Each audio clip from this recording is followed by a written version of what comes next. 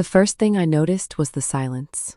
Not the peaceful kind, the kind that feels arranged, like someone had made sure nothing would interrupt what was coming next.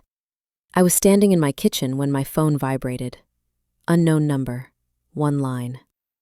"You didn't do what we agreed." My chest tightened. There was no agreement. At least, not one I remembered. I typed back slowly. "I don't know who you are." The response came instantly.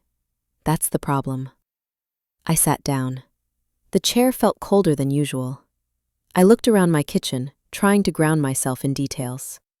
The clock on the wall, the scratch on the counter, the familiar smell of old coffee. Then I noticed something new. A folder. Thin, gray, placed carefully at the edge of the table. I hadn't seen it when I walked in.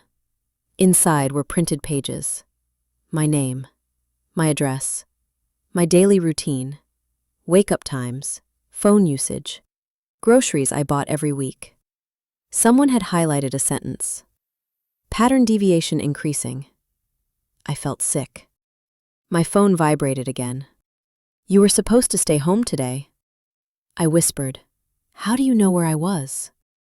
The reply didn't hesitate. "We know where you are right now." I stood up and checked the door. Locked. Windows. Closed.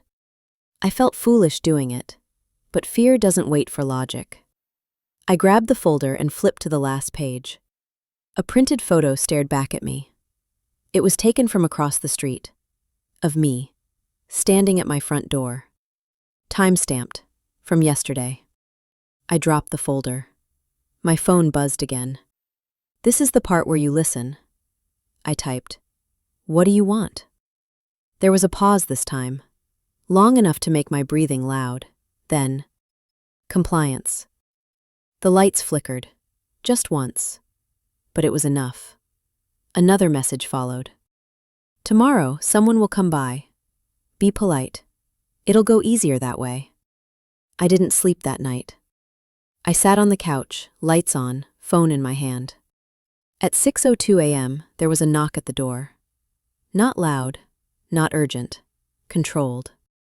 I didn't answer. The phone vibrated. "Open the door." I walked slowly toward the door. My hand hovered over the lock. Because deep down, I knew something terrifying.